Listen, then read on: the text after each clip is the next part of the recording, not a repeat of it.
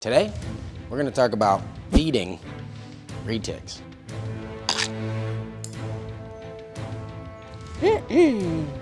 Easy. Catch you next time. Okay, if you're watching this video on how should I feed my dwarf or superdwarf retic, I'm gonna assume you either haven't got one yet or probably are newer to keeping them. So let's start there and then we'll build out until how we can actually provide for these guys really, really well.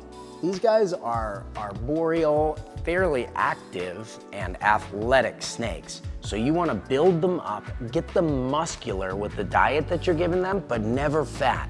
Think marathon runner athlete, not power weight lifter.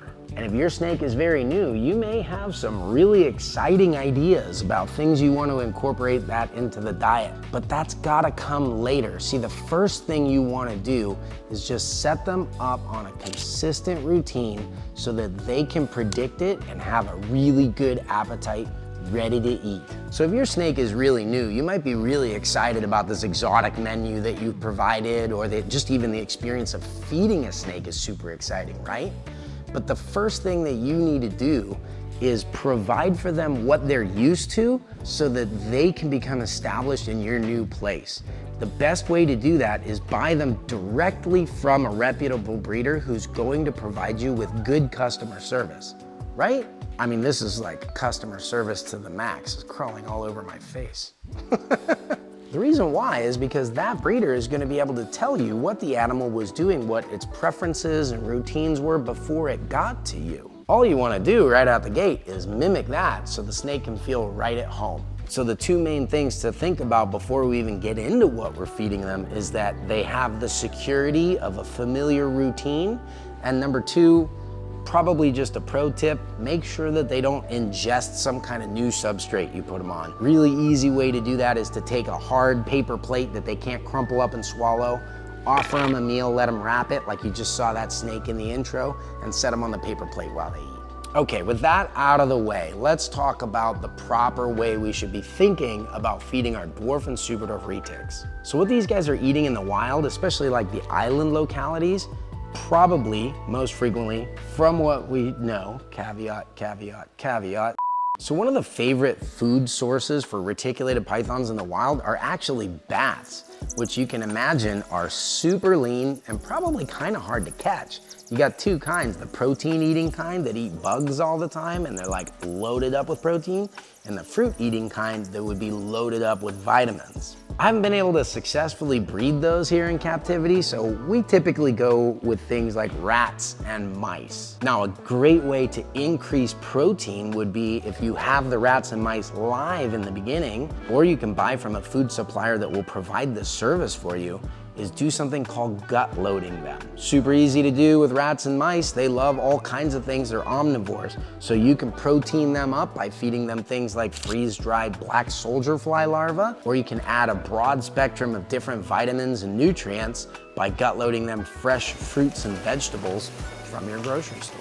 On top of that, different prey species are gonna have different nutritional profiles. So once you have an established retic that's eating normally on whatever it takes to get them to eat, you can change it up a little bit by adding in some other prey species that are maybe even seasonally available. Think things like quail chicks, chicken, rabbit, guinea pig, or even whole prey lynx, like a product like Reptiles. We're not sponsored by them or anything. I just think that company does a great job of providing good quality whole prey items, so we'll put a link to them in the description below. Just stay to the all carnivore links. Now, the size of the meal that you feed, you basically want to be 1 to 1.5 times the girth mid-body of the animal. So you can see this girl right here, ISO, I can basically just make the A-OK sign right around midsection of her. So I wanna feed her something that's at least that big around,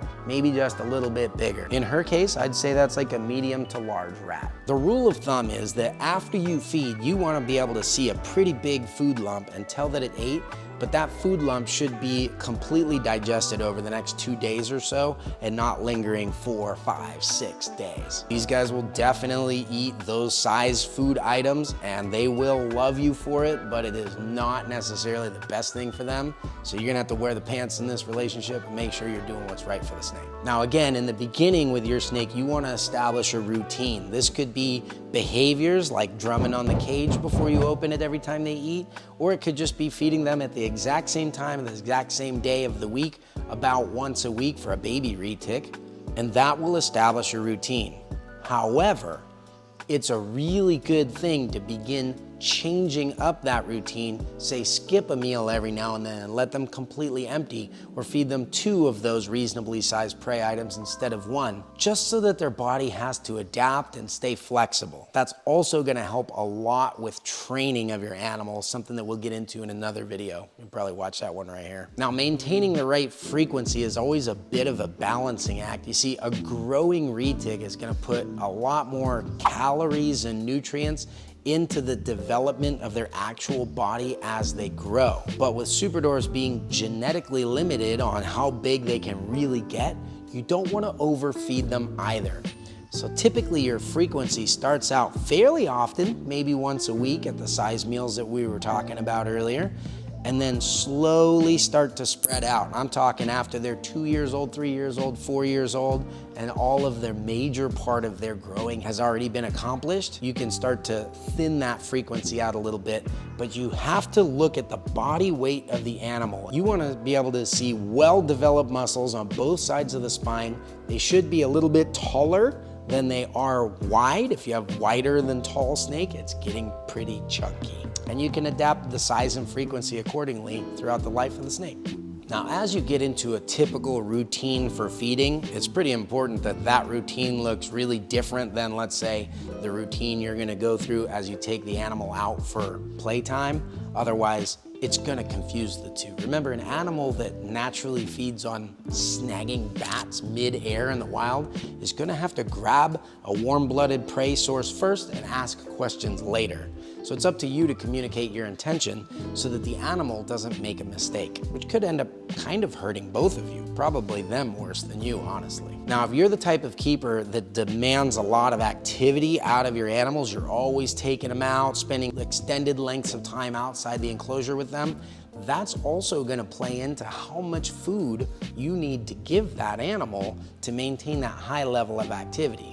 On the other hand, if you or your animal are fairly sedate in interactions, you're gonna wanna limit that caloric intake a little bit to adjust to that lifestyle. Now, one really cool thing about keeping these animals is just how highly intelligent they are and how food motivated. So aside from kind of your standard diet and food routine with these guys, remember that every time you feed that snake, it's an opportunity to train and for the animal to challenge itself mentally and learn. This may involve giving smaller, more regular food rewards or having them try something new in order to get that food item. We actually have a pretty cool little light read, fully illustrated care guide that has all kinds of ideas for this sort of stuff. If you want to implement that into your keeping, you can pick one of these up at the link below. So setting up an awesome relationship with food and your animal is going to be basically a matter of getting the animal to be comfortable and having a routine for it, and then expanding that comfort zone by changing that routine up once it's really well established. This can lead to a lifetime of fun opportunities with your animal and new experiences to witness their already amazing natural behaviors within your artificial environment. For a lot of us, feeding our snakes is one of the most exciting things about keeping them, and we all have those stories to share. In fact, why don't you share some of those stories that you have feeding your snakes in the comments below so we can all read along together. Here, hold on, keep recording. Snake out.